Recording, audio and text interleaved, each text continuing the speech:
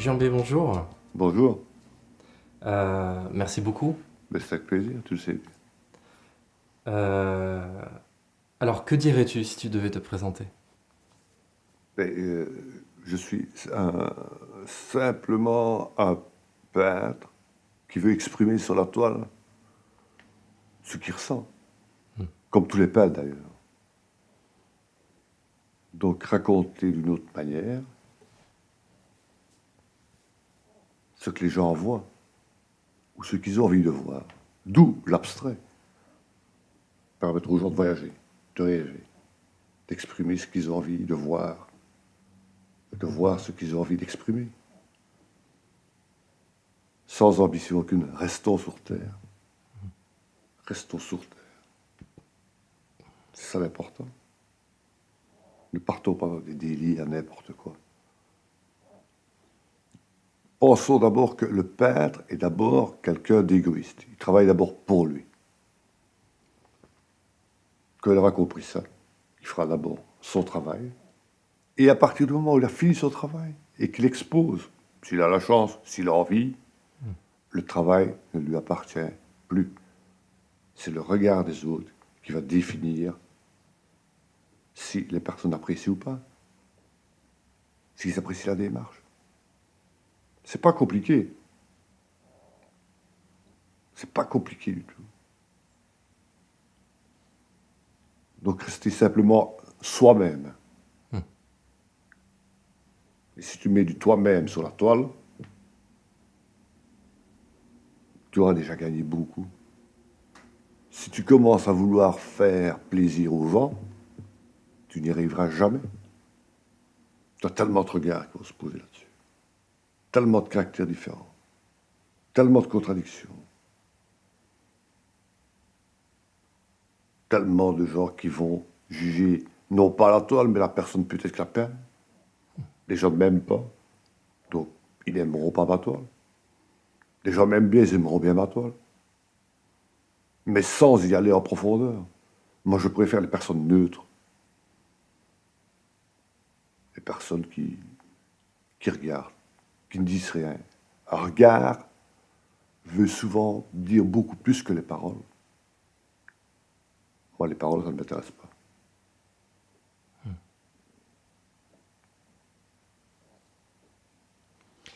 Qu'est-ce qui t'a amené à accepter cette interview? Mais la démarche, il faut, à un moment donné, pouvoir expliquer aux gens pourquoi tu fais ça, Hmm. comment tu le fais, comment tu es arrivé. Moi, j'y suis arrivé parce que je crois que j'ai toujours peint. Je suis né ainsi. C'est de dire aux gens, vous avez tous aussi, si moi je le fais, vous avez un potentiel. N'importe où. Exploitez ce potentiel-là, ma bonne escient. Faites-le simplement. Simplement ce que vous aimez. Soyez... L'égoïsme n'est pas toujours un défaut. Je ne parle pas d'égo ici. Je parle d'égoïsme. Mhm. Donc vivre. Vivre sa passion. Vivre sa passion et faire fi de ce qui se passe autour de toi. Des moments de respiration. Moi, c'est vital. La peinture, c'est vital. Je respire. De plus en plus. Parce que je ne me retrouve plus dans la société actuelle. Ouais. Je ne m'y retrouve plus. Donc, je peux mettre aussi sur mes toiles des valeurs, comme je peux exprimer aussi sur mes toiles les non-valeurs, les valeurs qui se perdent, les fuites, les ruptures, mais aussi il y a de belles choses. Hein. Tout n'est pas en noir, mais il faut les trouver, aller les chercher. Et je crois que sur les toiles, je vais essayer d'aller les chercher. Mais il y a aussi des fois où je vais chercher à exprimer ce qui me dérange. Et c'est de plus en plus présent. Allez, faisons une proportion stupide, mathématique. 49-51. 49 de bonheur, 51% de pessimisme. Ouais.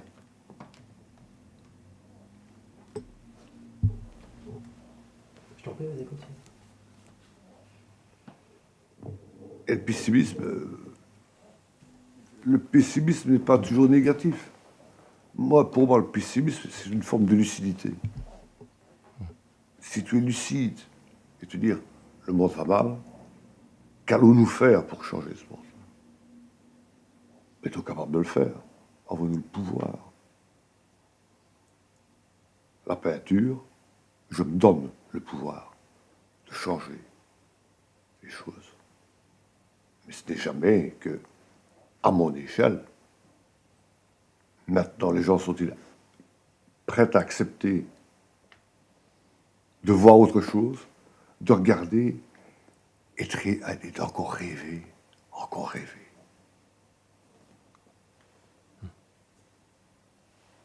Tu dis que tu as toujours peint, alors un peu dans les petites informations, tu es peintre autodidacte, en tout cas depuis tes 15 ans. Plutôt, Plutôt encore que 15 ans? je crois qu'à 6-7 ans, je peignais déjà. Ouais. À 12 ans, je commence à trouver un style. Il y a 15 ans, le hasard a fait que. J'ai peint. Et ma première critique a été par une personne où je travaillais. Donc, tu connais un peu mon passé. J'ai travaillé au laminoir, au tube de la Meuse, pendant 20 ans. J'ai eu l'opportunité d'avoir un syndicaliste curieux, étrange. Et il y avait une exposition qui se déroulait à la maison du syndicat, dans le bassin de Liège. Et ma première critique a été celle-ci. Extraordinaire, une des meilleures. Ton bazar, est-ce que tu veux le mettre au mur? Donc le déclencheur. Et tu as appelé ça comment? Mon humeur du jour, numéro 1. Je me suis dit, on va continuer là-dessus.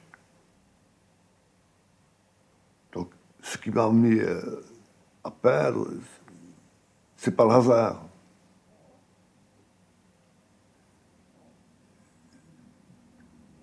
Tu exploites quelque chose que tu as au départ. Il y a d'autres personnes qui exploitent cette chose qu'ils ont au départ plus tard, qui sont peintes plus tard, qui n'osent pas montrer leurs choses. Est-ce une force de naïveté de s'épancher sur une toile, d'étendre ses sentiments, de montrer ses sentiments sur une toile? Est-ce de la pudeur, de la non-pudeur? Je ne sais pas. Est-ce une forme d'éducation? Je ne sais pas. Moi, j'en avais besoin. J'avais besoin d'exprimer ça. J'avais besoin d'exprimer la force du travail où j'étais. D'où les couleurs qui sont quand même restées. Maintenant, avec l'âge, on peut remarquer que ça se calme un peu. Quoique. J'ai toujours bien... Les gens qui me connaissent vont me reconnaître. Je râle toujours bien sur quelque chose, c'est toujours que je pousse un coup de gueule sur un truc. Mais je peux aussi traduire d'autres choses. L'improbable. M'inquiéter pour les autres. Je m'inquiète rarement pour moi, étant donné que l'égoïsme est déjà dans ma toile par le fait de mon travail. Donc j'ai pas envie d'être égoïste plus loin que ça. Dans mon mètre carré, je suis égoïste. Dans la vie, je crois pas. Maintenant, est-ce que les gens comprennent? Ça, c'est pas mon problème. C'est plus mon problème. Est-ce que tu te souviens du coup, les premières humeurs du jour que tu peins, tu étais dans quel style? Qu'est-ce que tu peignais à l'époque? Je peignais la force de noir, je peignais les couleurs, je peignais ce que je voyais. Très influencé par le rouge, jaune, orange, Oui. qui est toujours bien présent dans mes toiles, et qui ne partira presque jamais. C'est ma vie. Donc c'est artiste et ouvrier, d'où mon nom, peintre ouvrier, c'est indissociable pour moi. Oui. Je ne peux pas renier mon passé. Je ne peux pas renier ma famille. Je ne peux pas renier notre famille non plus. Les artistes que j'ai eu le bonheur de rencontrer. La trouver me convient très bien. Artiste peintre me convient moins. Étant donné que je réduis l'angle d'approche des gens. Je peux parler avec un ouvrier comme je peux parler avec un artiste. J'ai pas de souci. J'ai pas de souci avec ça. La culture ne se calcule pas à la grosseur du portefeuille. La culture se calcule à l'intérêt de la personne et aux valeurs de la personne. Encore faut-il maintenant rencontrer des gens qui ont des valeurs. Et ça aussi, c'est une belle recherche. Rencontrer des gens qui ont des valeurs. Si tu es là, tu es une valeur. Si tu ne me plais pas, tu n'es pas là. Et tu ne feras jamais l'interview que tu fais pour l'instant. Les gens qui savent écouter les autres, faire parler les autres. C'est très important. Comme je dis, souvent, il y a entendre et écouter. Plein de gens m'entendent. Plein de gens entendent. Mais qui écoute qui? Je te parle, on t'écoute. Peut-être. On t'entend sûrement.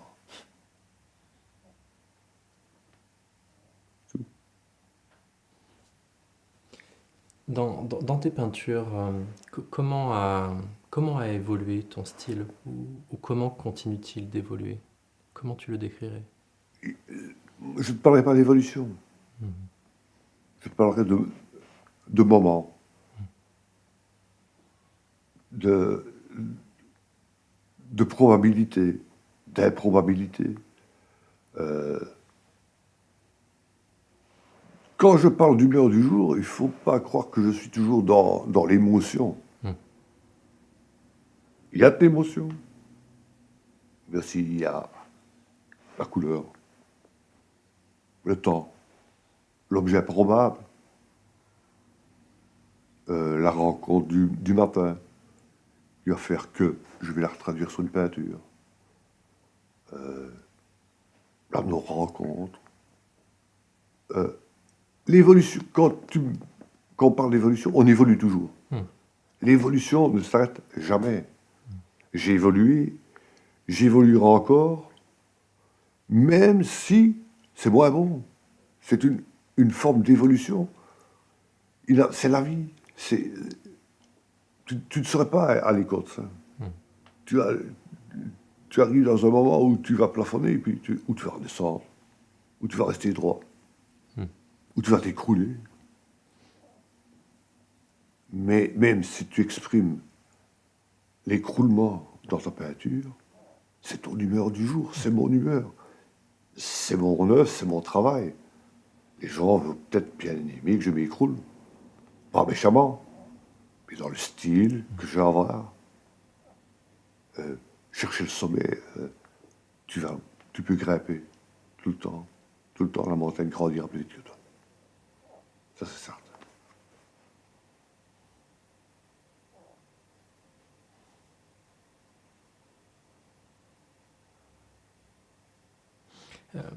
Pour revenir un peu au passé que tu fais partager publiquement sur ton site, donc tu as été sidérurgiste pendant 20 ans Oui, et en 94, c'est bien ça, l'usine oui. ferme. Et est-ce que tu souhaiterais nous faire partager des choses qui ont été pour toi importantes ou qui ont été en tout cas déclencheuses de ta créativité, de ta création par rapport à ce moment-là, cette période-là de ta vie? Je crois que la période la plus déclencheuse dans le travail, c'était justement, malheureusement, la fermeture, qui se sont traduites d'abord par des colères. Tu avais quel âge à ce moment-là, Quand j'ai commencé au tubuleuse, quand tu as terminé? quand j'ai terminé, il y avait 36 ans. 36 ans. Et tu as commencé À 15 ans. à 15 ans. À 15 ans. Donc les colères, l'abandon, l'incompréhension, un temps d'arrêt dans ma peinture, Oui. un temps d'arrêt, De combien de temps, tu t'en rappelles? 4 ans, De 4 ans. 5 ans, 4 ans, 5 ans. puis un an de peinture sans sortir, pour raconter, me raconter, essayer de comprendre, chercher, avant de pouvoir partager avec les autres. Pas une forme de pudeur, pas envie de déranger les autres. Puis je me suis dit à un moment donné, pourquoi ne pas déranger les autres? Quel est le regard des gens sur ce drame pour moi? C'était ma famille, c'était les gens que je connaissais, c'était les gens avec qui je travaillais 24 heures sur 24. Donc on faisait les 3-8. Donc c'est comme si j'avais perdu toute ma famille en 1994. Il faut reconstruire ça. Reconstruire ces gens. Les reconstruire comment? Pendant 4 ans, tu sais pas. Tu sais plus. Et puis alors tu peins pendant un an, tu peins. Mais qu'est-ce que tu peins? Tu ne peins jamais que ce que tu as perdu.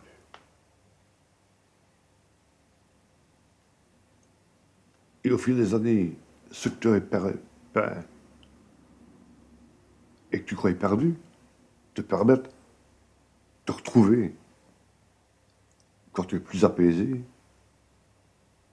les beaux souvenirs du travail, ta vie, ce que tu as vécu. Tu peux pas nier ça. Et je ne le ferai jamais. Je serai toujours un ouvrier. Je serai toujours un ouvrier. Avant tout. Peintre, ouvrier. J'ai perdu ma source d'inspiration à un moment donné. Mon inspiration était là, dans cette force-là. Et puis il faut retrouver tout doucement la force. Et puis quand tu l'as retrouvée, tu repars. Mais se tracasse. Tu as toujours des sources de colère qui te font faire des peintures. Et puis ces colères, tu te dis, j'ai bien fait de la dire. Tu vas retrouver encore des sources de bonheur. Et tu te diras aussi, j'ai bien fait de la dire. Mais c'est personnel. Je reviens sur ce mot. Je ne peins pas pour les autres. Donc ceux qui vont voir le reportage, ne prenez pas ça mal. Je peins d'abord pour moi. Je crois d'abord comme la plupart des peintres. Ils peignent pour eux, et puis ils donnent au regard des gens. Et c'est à eux de juger. Mais je peins d'abord pour moi. Soyons lucides. Sinon, je fais du travail à la chaîne. Et je peins pour vendre. L'artiste est là, oui, pour un jour vendre, c'est la cerise sur le gâteau.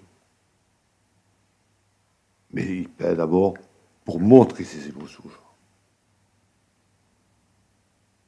Et c'est qu'on leur a montré ses émotions qu'il aurait été jugé par ses pairs. Quand je dis ses pairs, je ne parle pas d'artistes reconnus. Pour moi, mes pairs, c'est le public qui vient voir. C'est les gens qui regardent. C'est les gens qui disent « je l'aime bien, je l'aime pas ». Dans le « j'aime bien » ou « je l'aime pas », des deux côtés, je gagne. J'ai eu l'occasion de permettre aux gens d'avoir un esprit critique. Ce qui est de moins en moins le cas maintenant. On ne laisse plus les gens critiquer. On les oriente, on leur dit je vais te montrer des choses que tu vas critiquer. Merci les médias, merci à tes loges. Moi, c'est mon travail premier. sans plus d'ambition que ça.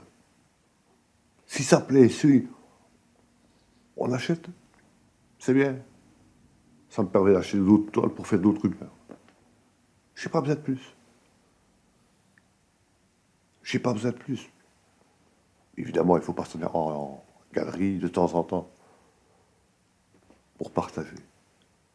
Mais c'est pas ça qui va me faire arrêter de travailler si je n'expose pas. Les gens peuvent venir, j'entrerai au garage. La porte est ouverte, les gens rentrent. Et ça, c'est des beaux moments aussi, des moments d'échange. Voilà, c'est mon travail. Je crois que c'est... Si les gens comprennent ça, et je ne suis pas donneur de leçons, je crois qu'on vivra beaucoup mieux. Qu'on sera plus heureux que d'essayer de sortir du lot. Tout le monde essaie de sortir du lot. Combien d'élus? Impossible à dire. Qui sait? Qui sait?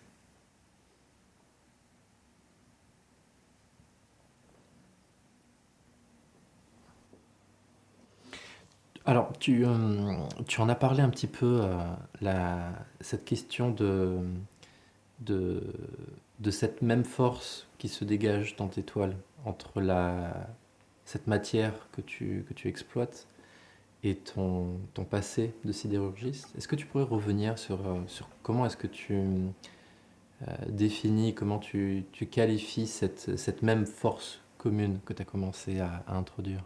Mais c'est une simplicité. Tu pars de rien, tu pars d'une matière brute, tu pars d'un support vierge et tu crées quelque chose.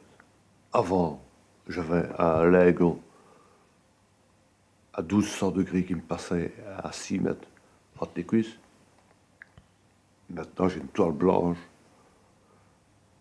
qui est vide et je dois en faire quelque chose. Ce lingot, j'en faisais un tube avec les camarades. On était 28. Oui. C'était la fierté du travail bien fait. C'était l'aboutissement d'avoir réalisé quelque chose. Donc la force est là-dedans. Donc ta première force, c'est de bien faire ton travail. Ou d'essayer de bien le faire.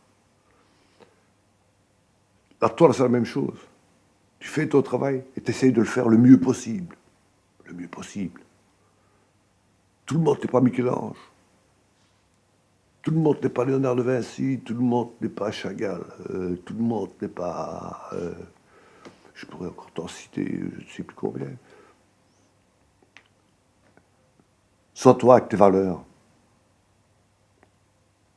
Fais ton maximum. Si tu as fait ton maximum, si tu as mis, toi, ce que tu estimes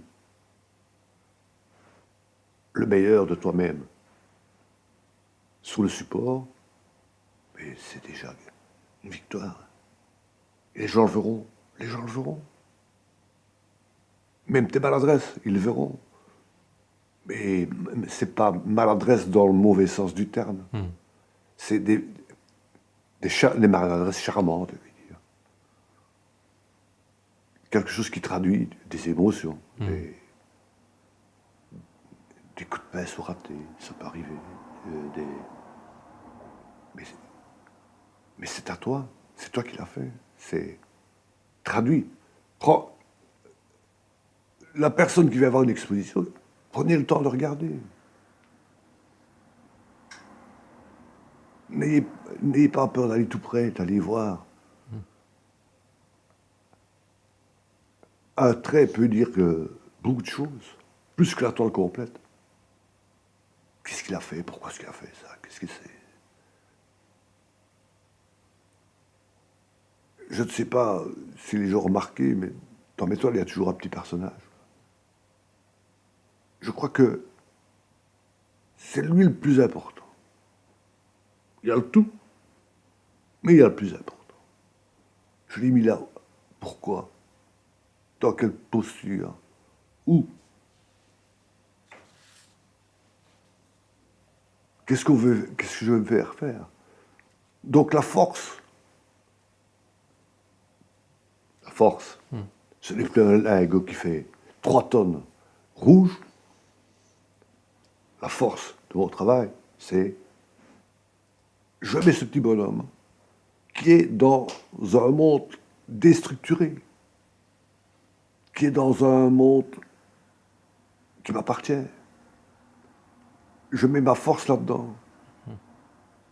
Et on va remarquer que souvent, ce personnage-là, il est très statique, un peu renfermé sur lui-même. Et ce renfermement-là, c'est la sagesse, quoi. La force tranquille. Disons la force tranquille. Je vais y réfléchir à ce qui se passe là dans ce mètre carré, ou dans ce 50-70, ou dans ce 60-80. Je suis le petit bonhomme là qui essaye de comprendre le truc. Qu'est-ce qu'ils me font? Qu'est-ce qu'il me fait? Pourquoi est-ce qu'il m'a mis là? Il me parle, il me parle. Comme le bruit du laminoir, il me parlait. Hein. C'était... chaque fois que tu entendais un battement de laminoir, c'était un battement de cœur. C'était... Allez gars, on y va. Tu travailles là. Tu travailles bien, tu travailles mal. Tu l'entends. C'est drôle à dire. La minorette parle. Rien qu'à l'écouter, il va te dire, tu travailles bien, tu travailles mal.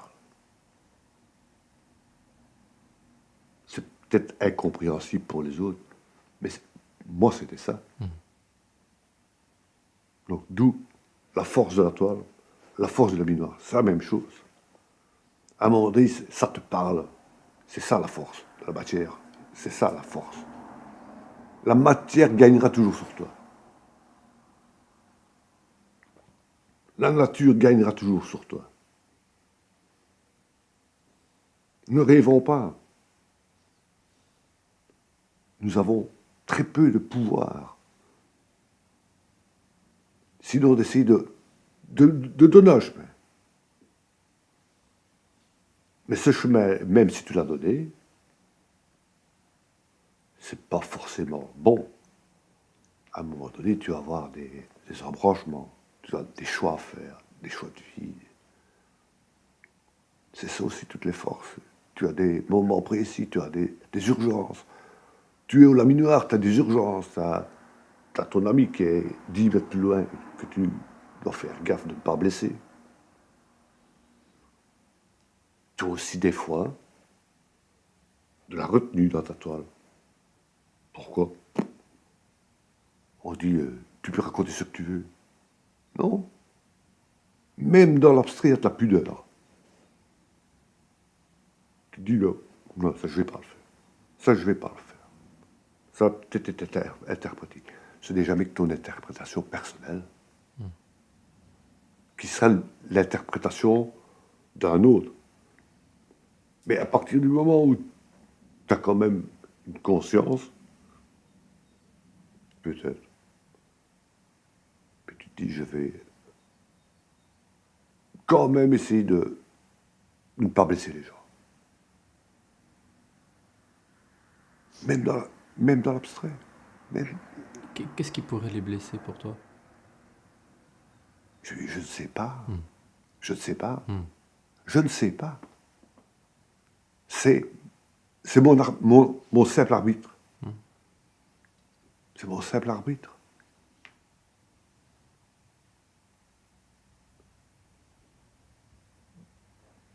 Je ne peux pas t'expliquer. Je ne peux pas t'expliquer. C'est peut-être moi. D'autres ne vont peut-être pas se gêner. Ou, croyant ne pas se gêner, vont peut-être satisfaire. Tu es incapable d'aller... C'est tout. Je reviens toujours à ça. Tu as fait ta toile, tu as fait ton boulot le mieux que tu pouvais. Elle est terminée, ça ne t'appartient plus. La force du travail et de la peinture, même chose. Tu as fini ton tube, le tuyau qui partait sur un camion, sur un bateau, il ne t'appartient plus. Le boulot que tu as fait va peut-être rouiller pendant 20 ans sur un chantier, ça ne servira pas. Ta toile va peut-être être pendue au mur et prendre la poussière pendant 20 ans et personne ne la regardera. Ça fait partie aussi de la force de la matière que tu veux exploiter ou travailler.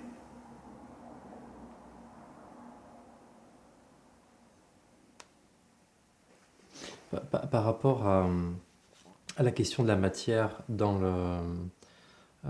quand on a démarré cette thématique autour de l'art avec le sculpteur Jacques Servière, tu avais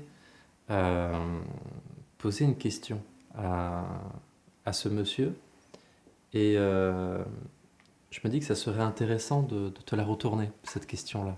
Vas-y. Alors, tu avais posé la question, euh, dans ta démarche, la matière ne prend-elle pas, à un moment donné, le dessus par rapport à ton inspiration de départ? Ou la contrainte de la matière est-elle une source d'inspiration supplémentaire pour toi? Absolument. Absolument. C'est un défi. C'est un défi. Tu es dans le défi. Tu es, par exemple, dans deux médiums et tu dis qu'est-ce que je vais foutre avec ce bazar? Je me suis planté. Il faut que je m'en sorte. Tu es dans des démarches. Exemple, tu fais du direct painting avec des gens. Tu autorises les gens. Les gens, j'aime pas. Le public. Pardon pour les gens. Le public. Quelle distinction tu fais entre les gens et le public? Le public, c'est les personnes qui viennent te voir pour faire dans un travail précis. Les gens, c'est tellement anonyme que j'en ai plus marre de vivre avec ces gens qui passent sans qu'on les voit. Donc le public est déjà là pour venir te voir et toi tu vois le public. Tu as déjà un échange qui se crée. Donc ce public qui vient, à qui tu autorises de mettre sa patte de couleur sur l'étoile, est-ce qu'il va mettre les pattes de couleur parce qu'il aime bien l'ordre où il les a mises? Ou à un moment donné, est-ce qu'il ne va pas mettre des pattes de couleur avec un peu de malice en se disant qu'est-ce qu'il va bien pouvoir faire de ce truc-là? Donc, sur ma question, c'est oui, à un moment donné, c'est la matière que tu n'as pas souhaité qui prend le dessus et qui t'oblige à avoir une démarche qui n'était pas la tienne au départ. Des contraintes, et les contraintes font partie de la peinture. Il y a plein d'artistes qui travaillent dans la contrainte. Pourquoi? Parce qu'ils n'ont peut-être pas les moyens de s'acheter les peintures adéquates, qui n'ont peut-être pas les moyens de s'acheter les pinceaux adéquats, mais qui vont quand même créer quelque chose. Oui, la matière sera toujours plus forte que toi. Tu peins une toile, elle sèche, comment va-t-elle sécher? Tu ne le sais pas. Admettons qu'elle sèche bien et que tu sois content. Tu vas vernir ta toile. Est-ce que ton vernis sera bien fait? Donc, elle n'est jamais terminée, ta toile. Elle est terminée quand tu vas la signer et te dire, moi, ça me convient comme ça. Et on en revient toujours aux mêmes constatations. Elle me convient, moi. Je la mets au mur c'est plus à moi, ça conviendra peut-être pas aux autres. Contrainte de matière, contrainte de regard, contrainte d'environnement. Une toile exposée quelque part sera peut-être moins belle que exposée autre part. Ça dépend du contexte. Donc, tu es tout le temps dans la contrainte. Tu essayes de gagner. Tu crois, tu as gagné pour toi. Est-ce que tu as gagné pour les autres? Ce sera toujours, pour moi, la matière qui va gagner, qui va gagner. Ouais, on peut dire gagner. Prends le dessus. Sur le travail de l'artiste. Les sculpteurs, c'est pire. Un coup de burin, sa sculpture est foutue. Moi, l'artiste, je ne vais pas encore remettre une couche dessus. Mais ce sera une contrainte. J'ai raté, je ne suis pas arrivé à ce que je voulais faire, et je suis contraint de remettre une autre couleur, soit plus claire, soit plus foncée, parce que je me suis vautré. Et j'arriverai même à faire croire aux gens que je l'ai fait exprès. Et j'arriverai même aux gens à dire, c'est fait exprès. Ne soyons pas plus sains que le pape. Il y a des fois des plantages qui sont meilleurs que ce que ce que tu voulais faire à l'origine. Et tu te dis, merde, c'est bien, quoi. J'ai bien fait de me planter. Ça, je l'aurais jamais fait. Ça, je l'aurais jamais fait. Qui a gagné? La matière. Je t'ai montré un aperçu du travail de sculpture de Jacques Servière. Oui, Qu'est-ce que tu en as pensé? extraordinaire. Qu'est-ce que... Sans, Ouais. sans être pompeux. Ouais, ouais, bien sûr. Sans toi libre. C'est spontané. Tu vois quand il y a de la spontanéité. Tu vois quand il y a de l'artificiel. Tu vois quand il y a des influences. Il y aura toujours des influences. Inconsciemment, tu auras toujours des influences. Et tu vois aussi les gens qui peignent parce que les gens aiment bien. Et ça se vend. Quand j'arriverai à ce stade-là, j'arrête de peindre. Si j'ai plus rien à mettre à moi dans la peinture, que de prendre du bifton et de le mettre dans mon portefeuille, j'arrête de peindre. Je répète, la vente est la cerise sur le gâteau. C'est de l'intransigeance, pardon ma main. C'est de l'intransigeance, mais c'est ainsi. Fais-toi plaisir. Sois égoïste. C'est pas défaut. On t'impose tellement de choses dans la vie que l'égoïsme, à un moment donné, ben, c'est un mot à la mode, à lâcher prise. Ça me fait un peu marrer ce mot, lâcher prise. Enfin, je m'adapte. C'est ainsi. Pourquoi ça te fait marrer là? Lâcher Souvent, prise. ouais. Ça veut dire quoi, lâcher prise? Là, je vais t'interroger. Donne-moi la définition de lâcher prise. C'est un peu propre à chacun. Voilà, voilà. Lâcher spontanéité, c'est pas mieux. La spontanéité. Je suis spontané. Lâcher prise. Lâcher prise de quoi? Je suis spontané. Je te parle, je vais vers toi. Je sors d'un groupe et je m'isole. C'est mon droit. Je suis spontané. Moi. Je dois te dire quelque chose, je te le dis. J'aime bien, je t'aime bien. J'ai pas envie de te voir. J'ai envie de te voir. J'ai aucun problème avec ça. Des gens qui ne me voient plus pendant 4 mois, puis qui me revoient pendant. Et puis qui me revoient 4 mois après, et qui sont contents de me revoir, je préfère les voir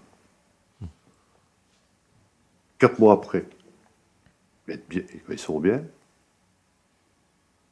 que de vivre pendant 4 mois avec des hauts et des bas. Isole-toi, c'est ton droit. C'est ton droit le plus strict. De dire à un moment donné, j'ai besoin de me retrouver, d'avoir ma bulle de vivre. J'ai besoin de vivre. Enfin, oui, de vivre.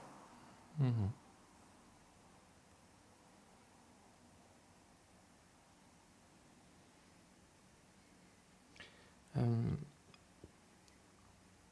Tu as une phrase fétiche. Oui, Je ne sais pas écrire, alors je peins. oui. Et pourtant tu l'écris très bien, cette pensée. Et qu'est-ce que ça vient, qu'est-ce que vient raconter un peu, qu'est-ce que vient écrire pour toi la peinture? Mais le quotidien,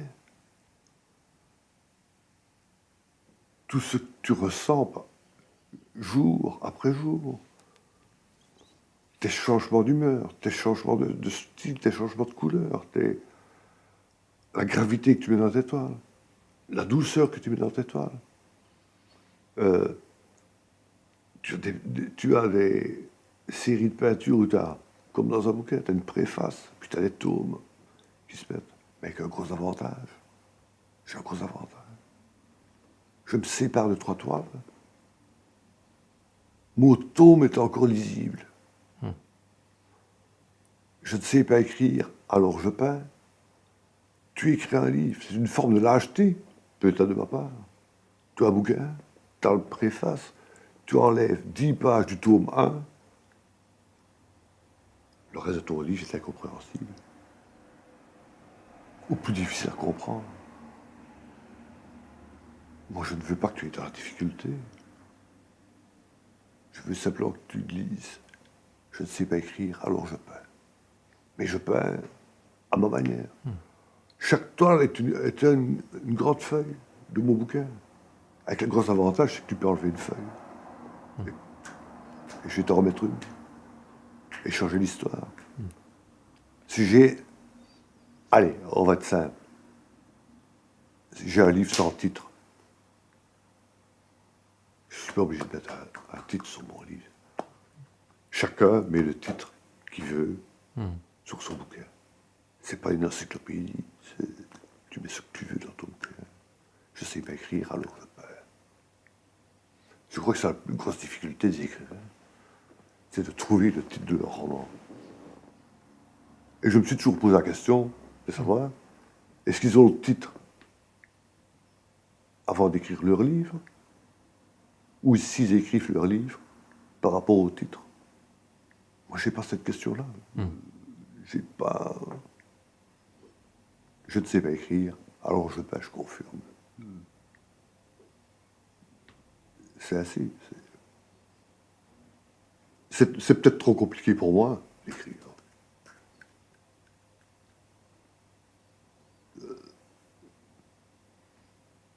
C'est fort gestuel. T'as pas de gestuel, non. Si, il y a des grands qui savent faire danser les mots. Il faut être très grand. C'est plus facile de faire danser une couleur. Tout le monde trouvera toujours bien son pas de danse dans une toile. C'est beaucoup plus...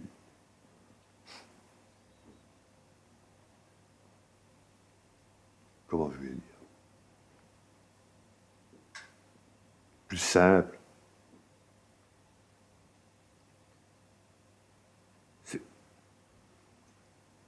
Tu fais un...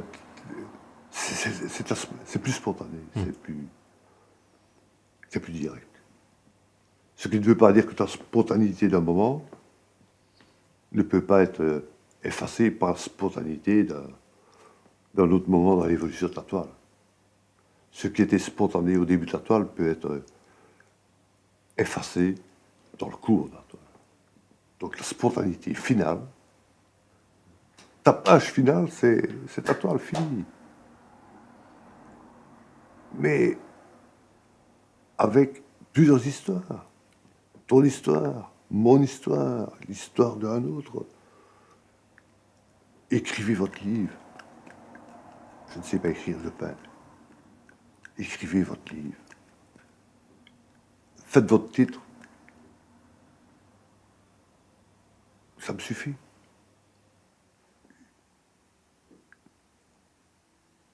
Je ne sais pas le faire. Voilà. Je ne sais pas écrire. Dans le sens romanesque, dans le sens du style de l'écrivain.